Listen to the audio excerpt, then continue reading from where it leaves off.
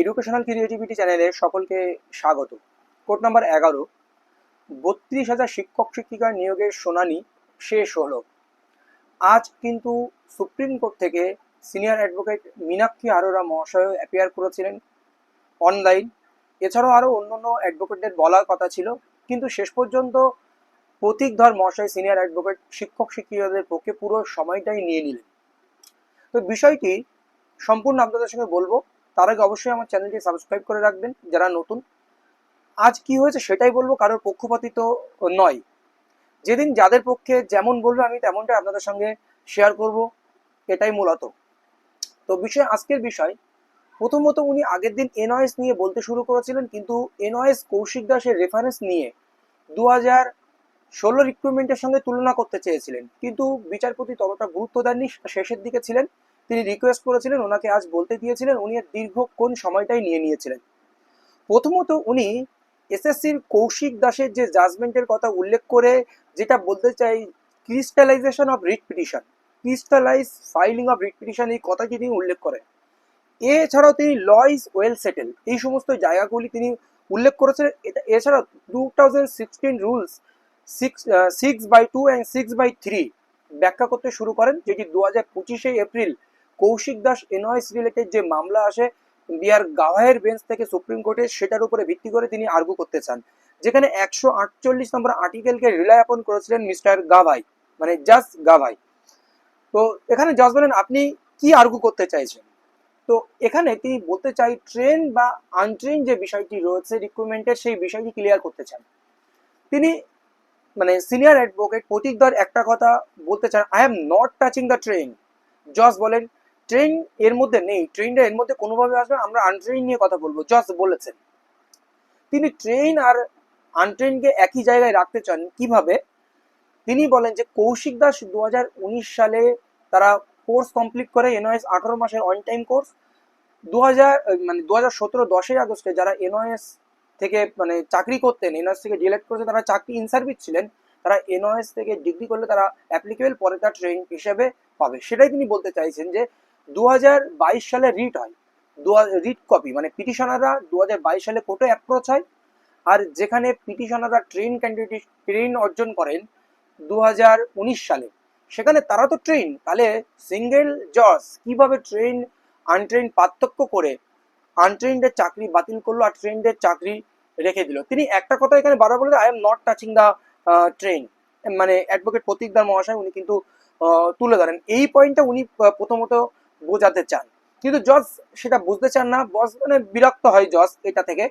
তো জজ বলেন, you are not take this ground, you beyond this ground, তুমি বারবার এই গ্রাউন্ডের বাইরে চলে যাচ্ছ, গো থ্রু দিস গ্রাউন্ড উনি বলতে চান, কিন্তু প্রতীকদার মহাশয় উনি বারবার বোঝানোর চেষ্টা করেন। তো জজ আবারও বলেন, it is unnecessary, I am understood. জজ বলেন, আমি বুঝতে পেরেছি। তো সিঙ্গেল জজ মানে প্রতীকদার মহাশয় পরে যেটি বলেন যে প্যারাগ্রাফ 22 সিঙ্গেল বেঞ্চ অর্ডারের সঙ্গে totally contrary to Kaushik Das order paragraph 18। তো এই কথাটা তিনি বোঝানোর চেষ্টা করেন, এটাই ছিল মূলত তার প্রথম পয়েন্ট। দ্বিতীয় পয়েন্ট যিনি গিয়েছিলেন প্রতীকদার মহাশয়, সেটি হলো অ্যাপটিটিউড টেস্ট নিয়ে। তিনি একটা কথা তিনি বলেছিলেন যে অ্যাসেসমেন্ট, 2 টাইপস অ্যাসেসমেন্ট এখানে হয়েছে, একটা হচ্ছে ভাইভা ভার্সি, সেটা ইন্টারভিউ, আর একটা হচ্ছে অ্যাপটিটিউড। নট অ্যাপটিটিউড, তিনি বলতে চান ন্যাচারাল অ্যাবিলিটি। ন্যাচারাল অ্যাবিলিটি মানে কি? সে ভালো স্পিকিং করতে পারবে, মানে ধরুন একটা কলেজের অধ্যাপনা করবে, সে ভালো মানে ডিসকাশন করতে পারবে, ভালো অরেটর হতে পারে, এই সমস্ত কথা, ভালো লেকচারার হতে পারে, এই সমস্ত বিষয় কেউ যদি ভালো করে এক্সপোজ করতে পারে নিজেকে বা নিজের কথাগুলো সবার সামনে তুলে দিতে পারে, সেটাই তার ন্যাচারাল অ্যাবিলিটি। যে পড়ানোর অ্যাবিলিটি তো তার আছে বলেই, তার এই অ্যাবিলিটিগুলো থাকলেই পড়ানোর অ্যাবিলিটি চলে আসে। যাই হোক, এই বিষয়টা এখানে আসে। তো জজ বলেন, ইয়োর ইন্টারভিউয়ার ইজ আন্ডারস্টুড, আপনার ইন্টারভিউ যারা ছিল কি তারা কি এটা জানে? মানে আপনি কি বলতে চাইছেন, মানে প্রতীকদার মহাশয়কে জজ বলেন, ইন্টারভিউ আর অ্যাপটিটিউড টেস্ট ইজ কম্পোজিট, আপনি এটা বলতে চাইছেন? তো এই বিষয়টা আসে। তো মানে প্রতীকদার মহাশয় বলেন, I am to trying to survive, আমি এইগুলোকে রিলাই আপন করে গিয়ে বাঁচার চেষ্টা করছি। বলো অ্যাপটিটিউড টেস্ট বা এটা মানে আপনি অপারেশনকে কিছু বলছেন, জজ বলেন, কিন্তু প্রতীকদার মশাই I am to trying to survive এটার উপরে ভিত্তি করে তিনি মানে সার্ভাইভ করতে চাইছেন, বেঁচে থাকতে চাইছেন, এই আমাদের শিক্ষক শিক্ষিকাদের বাঁচিয়ে রাখতে চাইছেন, এটাই বলতে চাইছেন। এখানে ইন্টারভিউয়ার ছিল, তার মধ্যে অল্প কয়েকজন ইন্টারভিউয়ারদের ডাকলো কেন? প্রথমজন কি বলেছিল, দুজন, দ্বিতীয় নম্বর ইন্টারভিউয়ার কি বলেছিলেন, তৃতীয় নম্বর ইন্টারভিউয়ার কি বলেছিলেন, সেইগুলো প্রতীকদার মহাশয় তুলে ধরেন। এবারে চলে আসে এবার 165 এভিডেন্স অ্যাক্ট, যেটা ইন্টারভিউয়ারদের ডাকা হয়েছিল, কিছু পিটিশনারদের ডাকা হয়েছিল, সেটা নিয়ে একটা কন্ট্রারি কিন্তু চলে আসে কোর্টের মধ্যে। সেই পয়েন্টটা এখানে মানে সবচেয়ে গুরুত্বপূর্ণ যে পয়েন্টটি এখানে, তো এখানে প্রতীকদার মহাশয় একটি পয়েন্ট বারবার তুলে ধরতে চান, যে মানে 165 বি যেটা এখানে ভায়োলেট করেছেন সিঙ্গেল জাজ। এখানে শুধুমাত্র যারা পার্টি রয়েছে, শিক্ষক শিক্ষিকা, তাদেরকে এখানে ডাকা হয়নি, শুধুমাত্র ডাকা হয়েছে যারা রিট পিটিশনার, তাদেরকে ডাকা হয়েছে। এটা 165 বি লঙ্ঘন করছে না। তো এটা প্রতীকদার মহাশয় আরেকটি কথা বলতে চান, এক্সামিনেশন অফ অপোজ পার্টি। এখানে কি অপোজ পার্টিকে এক্সামিনেশন নেওয়া হয় by the party and by the adverse party as witness হিসেবে দুটো পার্টিকে এখানে ডাকা উচিত ছিল। তখন আজকে আমরা দেখলাম যে জাস্টিস ঋতব্রত কুমার মিত্র তিনি কথা বলেন, কিছু প্রশ্ন করেন, তারপরে মানে প্রতীকদার মহাশয় তিনি একটু ঘাবড়ে যান, তখন ব্যাপারটা তিনি ঘুরিয়ে ফিরিয়ে অন্যভাবে বলার চেষ্টা করেন। এই সমস্ত বিষয়গুলো কিন্তু উঠে আসে। তারপরে ওনাদের যে থার্ড পয়েন্টটি ছিল এখানে, সেটা হচ্ছে হিউজ অ্যাবসার্ড মার্কিং, যেখানে হিউজ অ্যাবসার্ড মার্কিং এর কথা তিনি তুলে ধরছেন। এখানে সিঙ্গেল জাজ একটি কথা তুলে ধরেছিলেন, যে কথাটা হচ্ছে 12% of whole recruitment academic not good but highest mark in interview and full marks.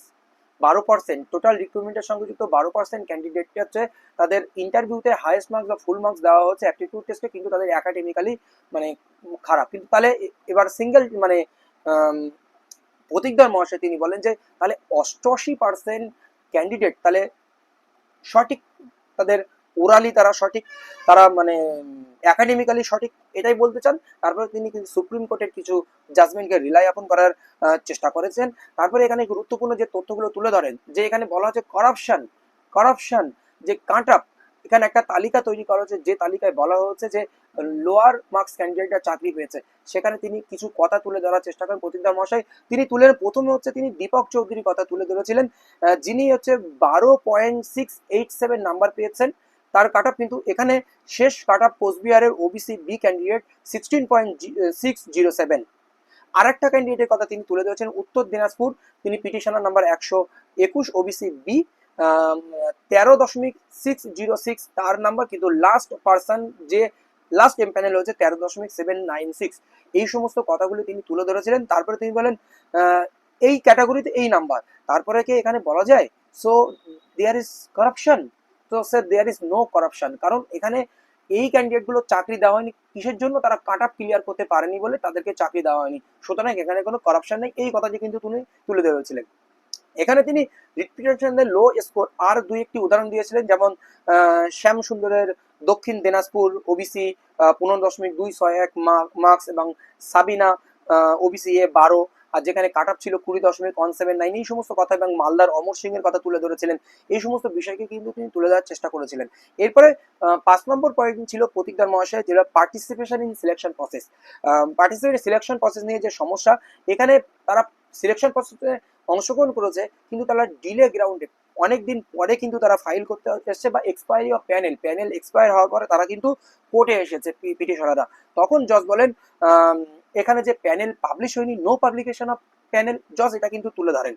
তো জজ এটাও প্রশ্ন করেন panel definition, what is the panel definition. জজ তখন রুলস পড়ার চেষ্টা করেন, যে অ্যাকর্ডিং টু 2016 রুলসে কোথায় কি রয়েছে সেটা পড়ার চেষ্টা করেছিলেন, এবং সেখান থেকে আমরা দেখেছিলাম যে রাতুল বিশ্বাস পর্ষদের পক্ষ থেকে উনি বলার চেষ্টা করেছিলেন যে প্যানেল প্রকাশের বিষয়টা, এবং প্রতীকদার মহাশয় বলছেন যে ওয়েবসাইট থেকে তারা নাম দেখতে পেয়েছে, ডিস্ট্রিক্ট ওয়াইজ প্যানেল দেওয়া হচ্ছে, সেই প্যানেলের উপরে করা হয়েছে ইত্যাদি ইত্যাদি বলছিলেন। এটা নিয়ে অনেক বিতর্ক রয়েছে, আমরা এই বিতর্কের মধ্যে যাবো না। তারপরে এভিডেন্সের অ্যাক্টের কথা আবার একটু ওঠে, সেই এভিডেন্সের অ্যাক্টের কথা আমরা কিন্তু তুললাম, বা সুপ্রিম কোর্টের কিছু জাজমেন্টে রিলাই আপন করেন, সেই ব্যাপারগুলো উঠে আসে। তারপরে যে মানে বিষয়টি আমরা সবচেয়ে বড় বিষয় লক্ষ্য করেছি, জজ একটা জায়গায় কিন্তু আফসোস বোধ করছেন বারবার, যে huge corruption, huge scam, huge money transfer, এই কথাটা তিনি বারবার করতেন। শুধু লোয়ার প্রাইমারি না, আপার প্রাইমারি, এসএসসি সমস্ত জায়গায় ব্যাকড্রপ জব, তখন মানে ব্যাকড্রপ থেকে জব দেওয়া হচ্ছে।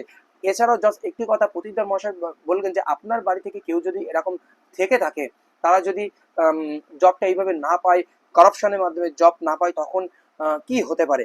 তো সেটার উপরে ভিত্তি করে হয়তো সিঙ্গেল জাজ পারসেপশন করেছে। এখানে কেউ করাপশন নিয়ে সঠিক তথ্য দিতে পারছে না। Nobody argued about scam and corruption, এবং সঠিক তথ্য দিতে পারছে না, যেটা সিবিআই হয়েছে, মানে সিআইডি হয়েছে, সেই সমস্ত বিষয়গুলোতে এখানে অল রাউন্ড করাপশন, এই সমস্ত বিষয় নিয়ে দুঃখ প্রকাশ করেন। তাহলে জজ কি করবে, বা আপনিও বা কি করবেন? আপনি যদি জজের জায়গায় থাকতেন তাহলে কি করতেন? এই সমস্ত বিষয় নিয়ে কিন্তু জজ কিন্তু আফসোস বোধ করেছেন। এবার প্রতীকদা মশাই একই কথা বলেছিলেন যে এই যে জাজমেন্ট, ইন্টার জাজমেন্ট, এখানে কোনো এনাফ ম্যাটেরিয়াল নেই, মানে সঠিক ইনস্ট্রাকশন নাই, এখানে ইনকমপ্লিট জাস্টিস বলা যেতে পারে। কারণ জজ বলেন হ্যাঁ সেটা আমরা বুঝতে পারি যে এখানে এনাফ ম্যাটেরিয়াল নেই, কিন্তু ওনার স্ক্যাম বিষয়টা কিন্তু মাথা থেকে একবারও চাচ্ছিলেন না। এই যে নো পাবলিকেশন অফ প্যানেলের যে বিষয়টা, প্রতীকদা মশাই শেষে একটি কথা বলেছিলেন যে system is bad does not mean I am not incompetent. মানে সিস্টেমটা খারাপ, সিস্টেমটা ভালো না, সিস্টেমটা মানে দুর্নীতি করা করা হয়েছে, তাই বলে যে আমি একটি শিক্ষক, আমি ইনকম্পিটেন্ট এটা বলা যেতে পারে না, আমিও যে করাপশন করে এসেছি এটা কিন্তু এখানে বলা যেতে পারে না। এই সমস্ত কথাবার্তা কিন্তু উঠে আসে। তারপরে ভিজুয়ালাইজ চ্যালেঞ্জ পার্সনদের থেকে, মানে যারা প্রতিবন্ধী, যারা দেখতে পান না, তাদের হয়েও তিনি সলভ মানে করবেন। মানে প্রতীকদার মহাশয় সেটাই তিনি উল্লেখ করে দেন, তাদের পিরিয়ডটি একটু তুলে ধরেন। তাদের ক্যান নম্বর ছিল 58 2025, এই কথাটি তুলে ধরেন। এরপরে তিওয়ারি উঠে আসে, তিওয়ারি কিছু বলার চেষ্টা করেন, এই প্যানেল ট্যানেল ইত্যাদি ইত্যাদি বলার চেষ্টা করেন। তিওয়ারিকে প্রশ্ন করেন হয় ইউ আর ডিলে, কেন আপনি ডিলে করেছেন, এতদিন পরে আসলেন, এই সমস্ত বিষয় নিয়ে আসেন। তারপরে ফ্রাইডে ডেট, মানে তারপরে একটু আলোচনা হয়, কল্যাণ বন্দ্যোপাধ্যায় একটু বলেন, অন্য দিক থেকে আরো একটু বলেন, এই সমস্ত বিষয় আলোচনা হতে হতে মোটামুটি শেষ হয়। এবং ফ্রাইডে মানে 18ই জুলাই আবার নেক্সট ডেট রয়েছে। তাহলে এটা থেকে বোঝা যাচ্ছে আজকে হিয়ারিং এর যে সাবস্টেন্স, সেই ঘুরে ফিরে একই জিনিস হচ্ছে, কিন্তু এখানে নতুন একটি বিষয় প্রতীকদার মহাশয় রিপ্রেজেন্ট করার চেষ্টা করছিলেন, বা উনি ম্যাক্সিমামটাই নতুন কিছু বিষয় তুলে ধরার চেষ্টা করেছিলেন। এই হচ্ছে আজকের বিষয়, কিন্তু হাইলাইটেড কিছু হয়নি। কিন্তু জজের মাথা থেকে স্ক্যাম করাপশন এই বিষয়টি কিন্তু উড়ে যাচ্ছে না, কিন্তু জজের মনোভাব দেখে বোঝা যাচ্ছে যে একটা বিষয় জজ আফসোস করছেন। তাহলে এরপরে আমরা বলতে পারি এখান থেকে কিন্তু মানে 32,000 বাতিল হওয়াটা আমার মনে হয় সম্ভব নয়। এখানে কিন্তু একটা সেটেলমেন্ট আসতে পারে, বারবার একটা মডেল কিন্তু কোর্টের থেকে উঠে আসছে।